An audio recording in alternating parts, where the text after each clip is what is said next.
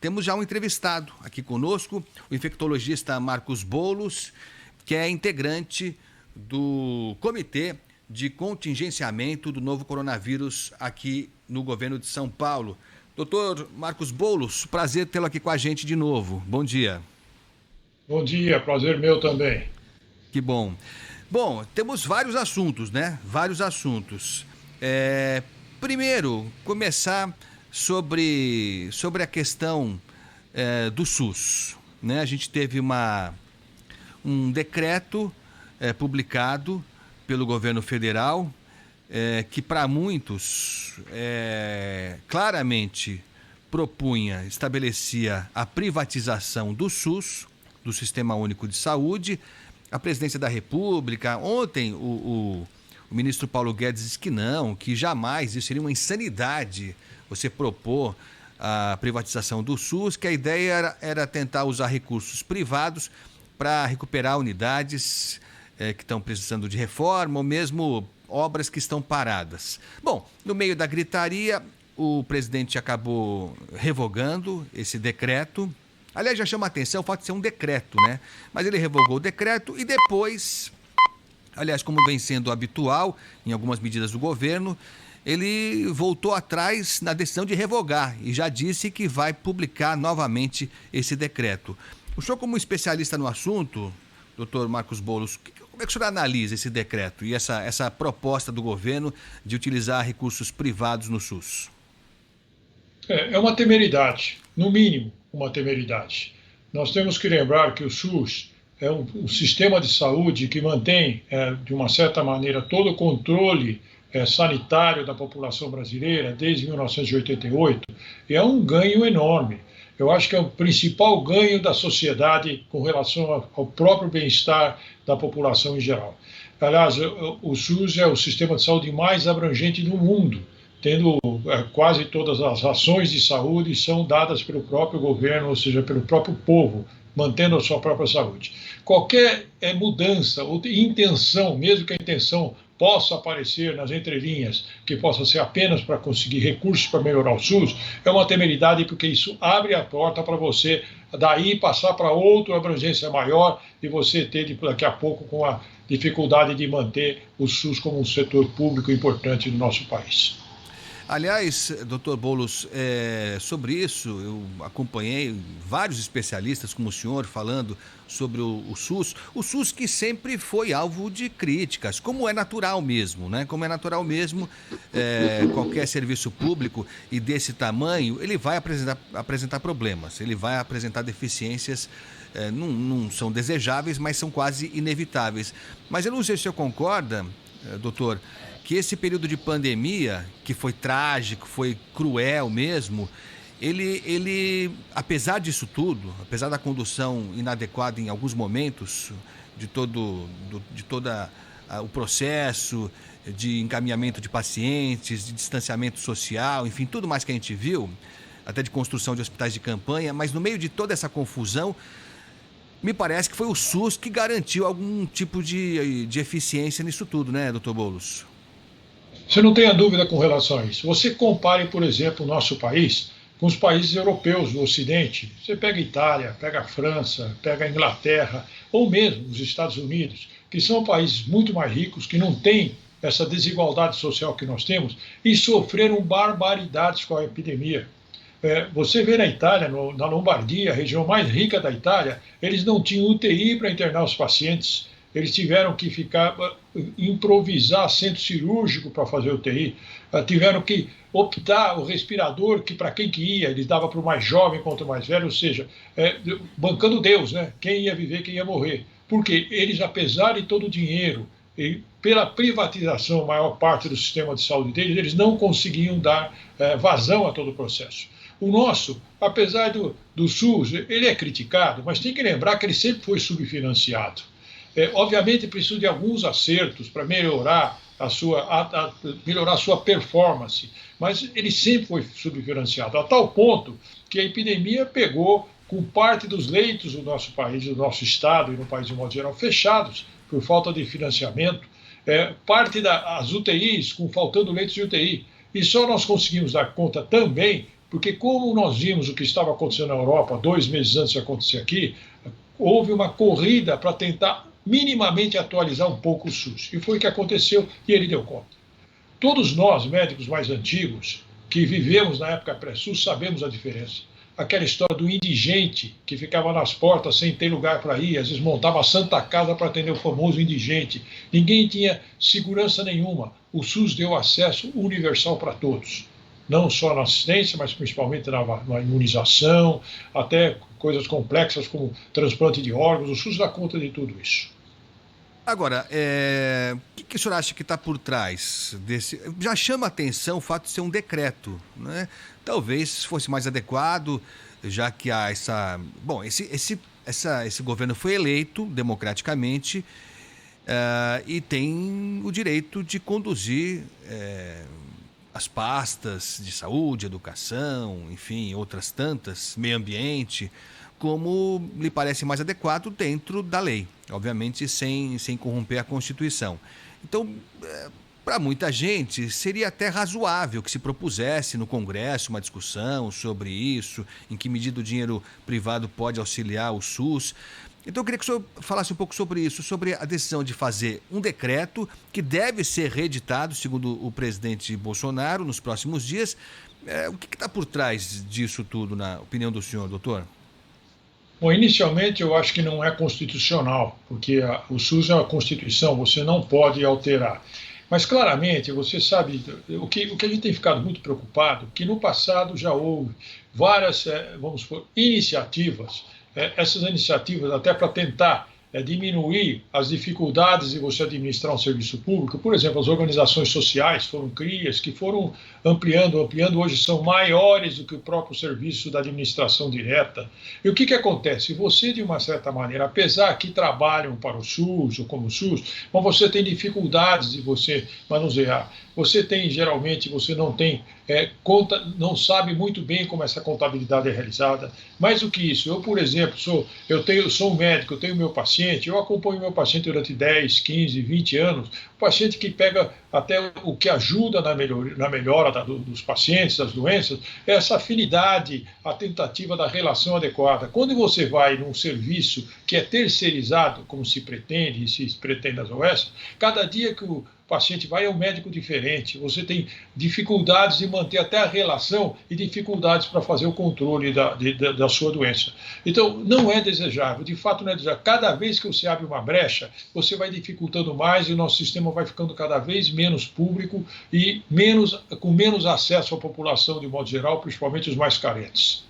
Aliás, o senhor falou sobre as OS, me parece que foi o ministro Paulo Guedes que ontem foi perguntado sobre isso e falou, a princípio ele falou que seria uma insanidade a privatização, que não tem nada disso, e acho que foi ele que citou as OS como sendo um exemplo de algo nesse sentido, de você compartilhar com a iniciativa privada a administração da saúde pública.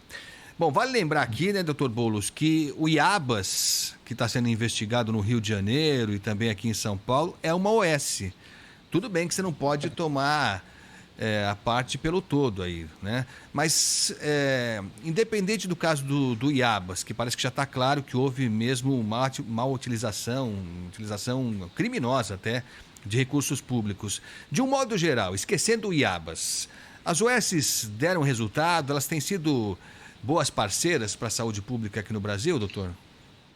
Você tem, como você mesmo colocou, você tem OS e OS, né? Você tem OS que são mais compromissadas e outras menos compromissadas. O que é difícil para nós é que nós não conseguimos fazer uma avaliação adequada, não conseguimos checar o que está acontecendo.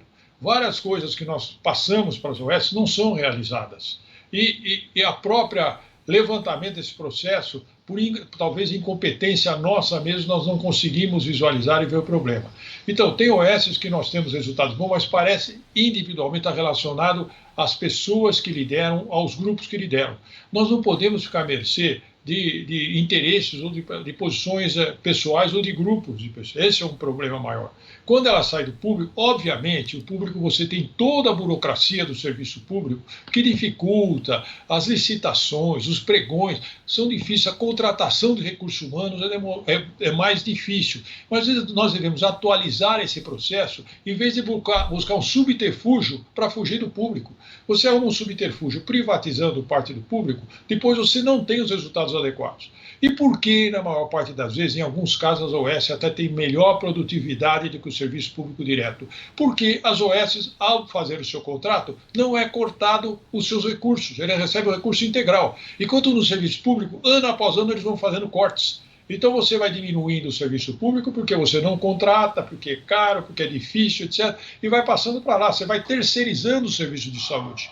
E com isso você vai transformando em OS que são verdadeiras empresas, algumas delas, empresas até internacionais em alguns casos, e que não têm o compromisso com o cliente, com o paciente, com o indivíduo. O compromisso maior é você conseguir receitas para as pessoas que a mantêm. Isso é muito difícil, né? Nós estamos conversando aqui no Manhã Bandeirantes com o infectologista Marcos Boulos, que é integrante do Comitê de Contingenciamento do Novo Coronavírus aqui do governo de São Paulo.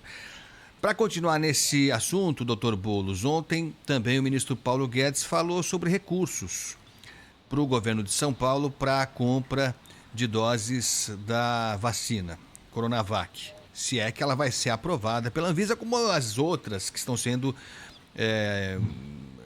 testadas no Brasil e fora do Brasil. Lógico que estamos numa etapa ainda de testes para que depois se espera o maior número de vacinas seja aprovada e seja autorizada pela Anvisa. Mas o ministro Paulo Guedes disse que já mandou muito dinheiro aqui para São Paulo e que cabe ao governo de São Paulo providenciar os recursos para a compra dessas doses e para a fabricação também de doses aqui em território nacional, nessa briga interminável, tola, sem sentido, irresponsável, envolvendo lideranças políticas de São Paulo e lideranças políticas do governo federal. Isso vai dar em quem, doutor Boulos, esse bate-boca todo, hein? Veja, o fato concreto é que politizaram um problema de saúde. Como já politizaram até a epidemia, né? Politizaram uma epidemia que é um problema de saúde, que não tem nada a ver uma coisa com a outra, né?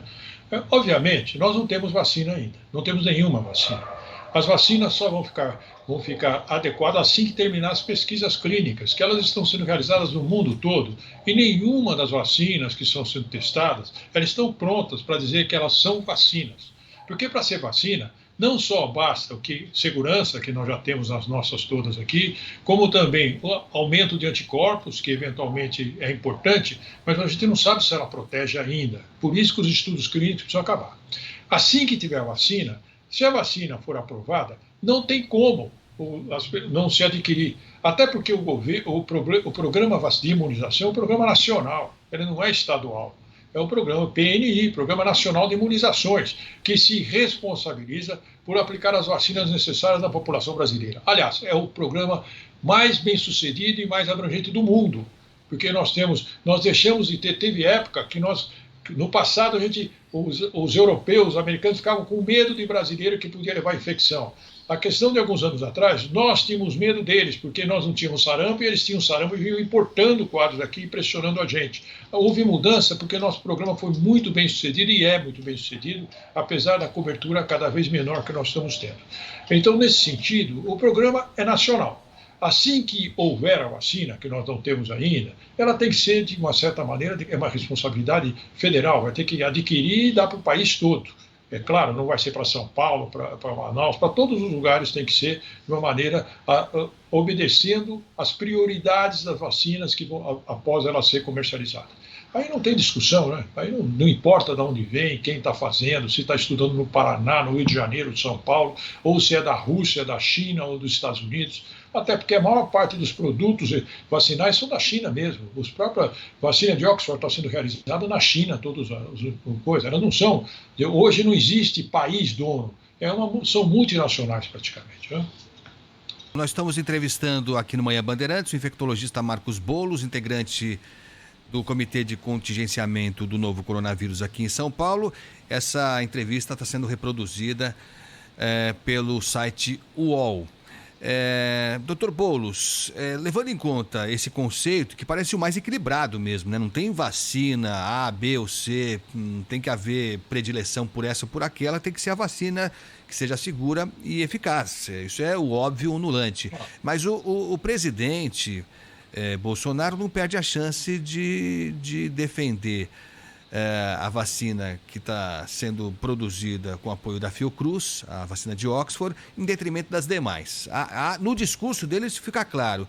O senhor acha que é possível que isso seja levado a cabo e que a gente retarde até a vacinação da população brasileira para esperar uma determinada vacina em detrimento das demais? E eu queria que o senhor falasse sobre o trabalho também da Anvisa, né, que tem um trabalho técnico mais do que tudo. O senhor acha que pode haver algum tipo de interferência política na Anvisa também?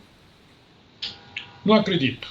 Apesar que o presidente da Anvisa, ele é designado até pelas câmaras e pelo próprio presidente, em último caso, mas eu não acredito porque são órgãos técnicos com conselhos de pesquisadores, pessoas sérias, técnicas. Eu não acredito que haja nenhuma intervenção. Acho que ocorreu aí nesse retardo não foi relacionado a um problema da Anvisa, mas sim a questões conjunturais naquele momento. Eu não acredito que haja nenhum problema. Eu acho que a vacina, aquela que vier primeiro, que for mais eficaz, vai ter que acabar sendo comprada. Eu entendo que o presidente, principalmente o nosso atual presidente, ele tem na sua cabeça coisas pessoais, que ele não respeita, na maior parte das vezes, os problemas técnicos, as necessidades da população. Ele é aquilo que tem, que dá no seu Facebook, dos seus assessores, e fala dos seus seguidores e defende uma posição que não tem nada a ver com o que nós estamos conversando. Nós estamos pensando na saúde da população. Já devido uma maneira de se comportar, minimizando os problemas de saúde que poderia dar essa epidemia, muitas pessoas provavelmente perderam a vida porque seguiram essa coisa de não usar máscara, de não ficar confinados. Isso houve um caos. O Brasil é o segundo país em maior número de casos. É uma coisa impressionante. E nós temos, obviamente, os dois principais são governos que não se propuseram a seguir programas de saúde. Eles resolveram problemas como se fosse isso uma briga política que não tem nada a ver com uma coisa com a outra. Seja seguidor de um ou de outro, é que nós não estamos discutindo a questão política, estamos discutindo a questão técnica de saúde da população. E o presidente, de uma certa maneira, tem reiteradamente indo contra qualquer processo de interesse da saúde da população.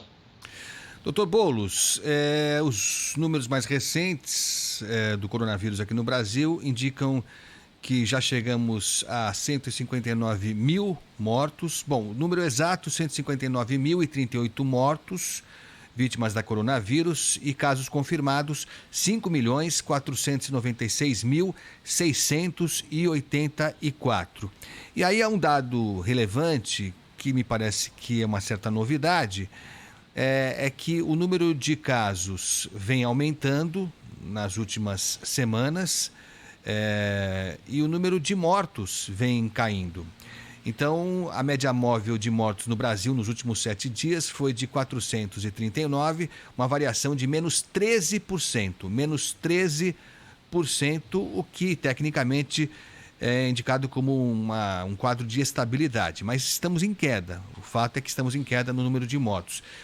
Em contrapartida, a média móvel de novos casos nos últimos 7 dias foi de 24.389, o que indica uma variação positiva de mais 18%. Ou seja, aumenta o número de casos diagnosticados, mas cai o número de mortos. O que isso significa, Dr. Boulos? Muito provavelmente o que está ocorrendo é porque com vamos supor, muitas pessoas que estão achando que voltou à vida normal são os mais jovens. Então, pessoas que vão para as baladas, vão para as praias, provavelmente são pessoas mais jovens que têm doença menos grave. Nós sabemos que a gravidade maior são dos grupos de faixa etária maior e pessoas com comorbidades. Aparentemente, esse grupo está se preservando mais. pelo que a gente tem visto, ainda se mantém em isolamento social as pessoas mais idosas, que são aqueles que morrem mais da doença. Provavelmente, principalmente com essa liberação, os fins de semana com praias lotadas, barzinhos à noite, são pessoas geralmente mais jovens que estão se infectando mais, então o número de casos tem aumentado, mas a doença evolui menos gravemente nesses casos. E mais uma coisa importante, com o passar do tempo, em todo o mundo, se aprendeu a cuidar melhor das pessoas em unidade de terapia intensiva com coronavírus. A doença ela tem características diferentes de parte das doenças respiratórias que nós conhecemos, as outras gripes que nós conhecemos.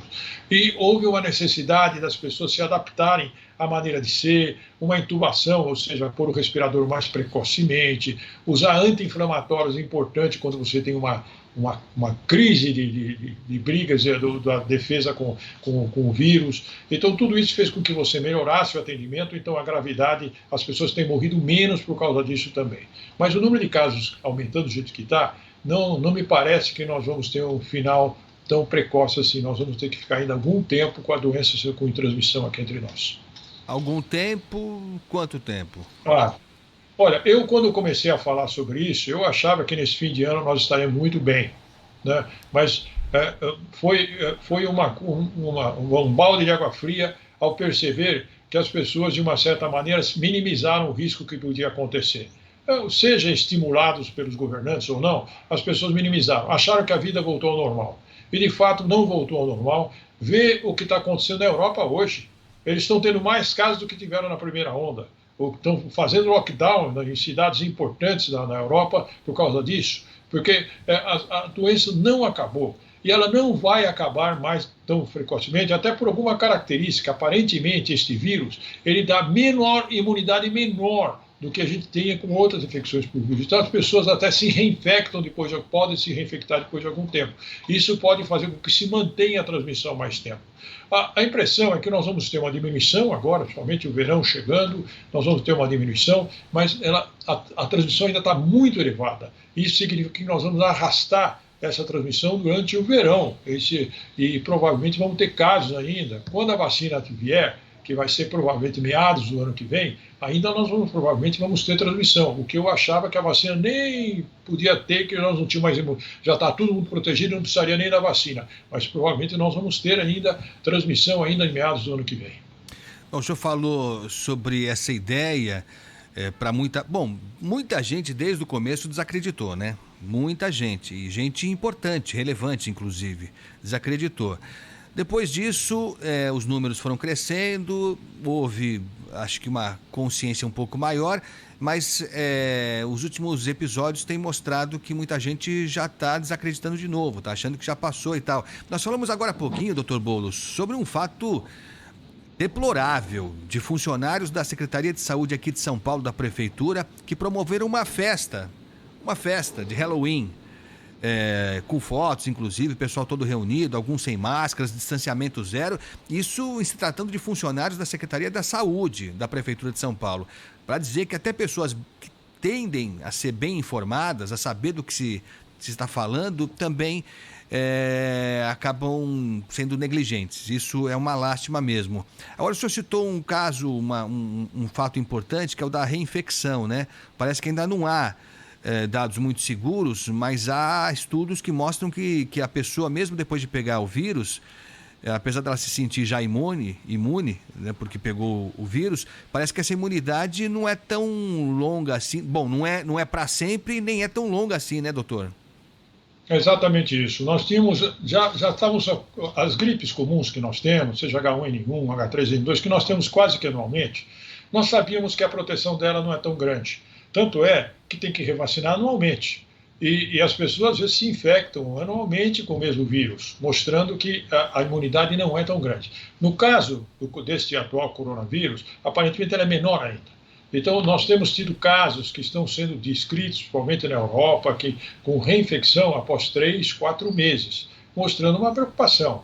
A única, vamos supor que eu não deixo para dizer que isso seja bom ou ruim, é que aparentemente na reinfecção os casos são mais leves, raramente eles vão com maior gravidade. O que mostra também o que está acontecendo na Europa, você está tendo muitos casos com menor gravidade. A menor gravidade também pode ser não só por reinfecção, mas porque também, como as pessoas têm muito contato numa fase inicial, mesmo usando máscara, você pode ter um contato discreto com o vírus que não dá doença, mas pode produzir uma certa resistência, uma certa imunidade, que as doenças ficam menos graves. Mas nós vamos ter que acompanhar, uma doença nova, nós estamos acompanhando agora, estamos com menos de um ano de conhecimento dessa doença, então nós vamos ter que seguir para saber como se comporta de fato a doença ainda. Nós estamos conversando com o Dr. Marcos Boulos, infectologista, que é integrante do Comitê de Contingenciamento do Coronavírus aqui de São Paulo. E essa história, Dr. Boulos, de uma nova cepa, que seria, na verdade, esses casos, essa segunda onda, na Europa principalmente, já teriam sido identificados em algumas dessas infecções, uma cepa diferente, o que não deixa de ser meio assustador, né, Dr. Boulos? Ainda isso não está confirmado, né? A cepa, se começar a mudar a cepa, vão ter preocupações, até porque a vacina que está sendo efetuada pode não servir para a cepa você mutante, né? Existem mutações sempre, né? Só que as mutações, quando elas se predominam sobre o normal, então você vai ter uma outra doença, né? Pode ter uma, não significa que vai ter, mas pode ter uma outra doença. E às vezes a vacina para uma não serve para outra. Então nós vamos precisar saber exatamente essas mutações, se existirem, como estão existindo, se elas vão ser protegidas das infecções dessas mutações com um produto vacinal que deverá estar pronto, espero, nos próximos meses, né? Doutor Boulos, a segunda onda que está acontecendo na Europa, né, e está provocando, enfim, muita preocupação, uma reação dos governos, até de distanciamento total, de lockdown, de fechamento completo em alguns casos. Essa segunda onda vai chegar obrigatoriamente aqui no Brasil? A chance é menor no Brasil, porque nós estamos ainda na primeira onda, como nos Estados Unidos também. O que tem acontecido, como nós não deixamos de ter transmissão, pelos vários motivos já descritos, além das diferenças sociais enormes que nós temos no país, que não dá para fazer isolamento quando você não tem casa, não dá para fazer isolamento quando você tem 12 pessoas vivendo no mesmo cômodo, na mesma casa, né? Além dessas diferenças todas, isso motivado fez com que nós não tenhamos, a doença não foi embora. Nós estamos ainda com uma transmissão, você acabou de dizer, que está próximo ainda, replicando, está próximo, o que está do dia anterior para agora, sobe um pouquinho, desce um pouquinho, excluindo a mortalidade, mas o número de casos continua seguindo, o que mostra que nós ainda estamos numa transmissão grande. Quando você tem uma transmissão mais prolongada, você vai ter uma população, de uma certa maneira, com mais anticorpos. E quando você tem mais anticorpos, a possibilidade de chegar a doença outra vez é menor. Quanto mais anticorpos você tem, é menor. Aliás, se a vacina vai ter algum benefício quando ela estiver pronta, é por isso, porque você vai aumentar o nível de anticorpos da população e a epidemia tende a ser mais curta. Porque a vacina não vai ser de uma alta proteção. Está se prevendo que ela pode ter 50% se for. 50% significa, se nós dois nos vacinarmos, um pode estar protegido e o outro não. Então a pessoa vai se sentir confortável, eu tomei a vacina, posso ir para a vida normal. E pode não estar protegido. Então até tem a tendência de aumentar o número de casos logo depois da vacina, porque as pessoas abandonam a sua restrição pessoal, o uso de máscara, e você tende a aumentar. Mas a vantagem é que você aumenta, o que a gente chama, né, o efeito rebanho, você aumenta o número de anticorpos na população, e isso faz com que a doença tende a terminar mais precocemente. E aí, provavelmente, a segunda onda fica mais difícil de aparecer. Bom, lógico, o objetivo do mundo é a vacina, você ter uma vacina, 2 vacinas, 10 vacinas seguras e eficazes. Inclusive, me parece que não está descartada a hipótese de que algumas vacinas atendam de forma mais eficiente um determinado público e outras uma outra faixa. Já se fala, inclusive, que a de Oxford, isso já foi divulgado, um estudo técnico oficial, de que a vacina de Oxford parece que tem uma eficácia maior em públicos mais adultos, mais velhos. Enfim, é possível que haja também, me parece, essa diferença de uma vacina mais adequada para uma certa faixa etária, para um certo público, para um certo país. Enfim, vamos aguardar a conclusão desses estudos. Agora, quando a vacina estiver prontinha, doutor Boulos, ainda temos um problema a resolver, que não sei se vai ser muito grande ou se vai ser resolvido com facilidade, mas haverá esse problema, que é de convencer as pessoas da necessidade da vacinação, né, doutor Boulos? Não tem dúvida. Primeiro, uma tocando um pouquinho no que você Por falou, favor. nós não temos ainda vacina melhor para um grupo etário ou para o outro, porque isso não acabaram os estudos. Nós só vamos saber depois de terminar os estudos. Isso são meras conjunturas. Pode ser, como tem mais anticorpos aqui, mas não frequentemente, aliás, frequentemente, os anticorpos existem e podem não proteger. Então, nós não temos esses dados ainda para saber se uma é melhor para idosos, outra não. No fundo, a vacina, quando estiver pronta, se possível, vai ser usada inicialmente para grupos de risco, aqueles que morrem mais, que vão ser idosos, que vão ser pessoas com uma imunodeficiência, alguma coisa assim, né? Desculpe, eu fugi um pouquinho, não esqueci da tua questão. Não, foi ótima a sua observação. Não, eu falava sobre a questão da obrigatoriedade ou não da vacina, porque há uma resistência evidente, né? Sim, veja. No Brasil, hoje, legislação, são obrigadas as vacinações para a criança, porque a vacina não induz apenas a proteção do indivíduo, ela induz a proteção da sociedade, pelo efeito rebanho. Por exemplo, eu tenho saúde, eu acho que eu vou ter uma doença menos grave, mas se eu não vacinar, eu posso adquirir a doença e passar para uma pessoa imunodeprimida, que não pode vacinar porque é imunodeprimida. Então, a vacina ela não só tem um efeito de proteção individual, como proteção comunitária, de uma certa maneira, proteger aqueles que são menos favorecidos, que têm maiores dificuldades. Então, é adequado que as pessoas se vacinem. Mas, se você não vacinar um número grande de pessoas, ela perde eficácia social. Nós deixamos de diminuir a epidemia se você não vacinar um número grande de pessoas. Ela não tem utilidade se não vacinar um número grande de pessoas. Independente se nós somos obrigados ou não somos obrigados, às vezes você tem coisas que são necessárias. Veja só a comparação. Por que nós estamos com uma segunda onda enorme na Europa, os Estados Unidos com uma primeira, até aumentando na sua primeira onda aqui, e no Brasil ainda aumentando, e você não tem mais a doença na maior parte dos lugares onde começou a doença? Veja a Ásia, China, Japão, Coreia, e vai aí Singapura, a doença não voltou de maneira importante. Por quê? Por causa de uma organização social. Quando você organiza, você estabelece a necessidade sanitária. E essa necessidade não é para o indivíduo isoladamente, porque, aliás, nós não somos isolados, nós vivemos em um componente, em um grupo de pessoas que trabalham juntos e que vivem juntos e que estão todos um ao lado do outro. Nós não somos seres isolados puramente, nós vivemos em comunidade. A proteção da comunidade, existe um eixo condutor, que é um eixo que direciona, olha, para a comunidade ser menos doença, eu preciso fazer isso. E quando faz, resolve. Então nós temos uma população de 1 bilhão e 400 milhões de pessoas na China que não estão tendo mais coronavírus, apesar disso, nem segunda onda. Por quê? Porque eles seguem. A pessoa chega lá, está com infecção, fica de quarentena. Eles não permitem que cheguem novos casos e, no caso de vacina, certamente vacina todo mundo.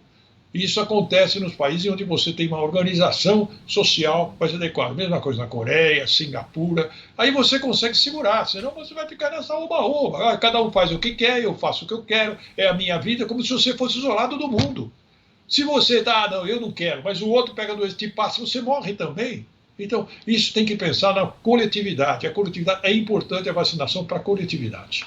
Aliás, nesse sentido, além da questão de saúde pública, de você manter a vida, né? Que parece que não há nada mais importante do que a vida. Mas essa discussão toda sobre se o governo vai ter que obrigar ou não, se o Supremo vai ter que decidir pela obrigatoriedade ou não, essa discussão toda de pessoas que desconsideram o risco que elas podem representar para elas e para os outros, isso tudo diz muito do nosso tempo, né? Vai além, inclusive, da discussão do coronavírus e chega a indicar que tipo de sociedade, que tipo de ser humano que nós temos hoje em boa parte do mundo. Doutor Marcos Boulos, não é isso? É uma lástima, é uma pena. Doutor Marcos Boulos, infectologista e integrante do Centro, do Comitê de Contingenciamento do Novo Coronavírus aqui no estado de São Paulo. Foi um prazer, mais uma vez, falar com o senhor.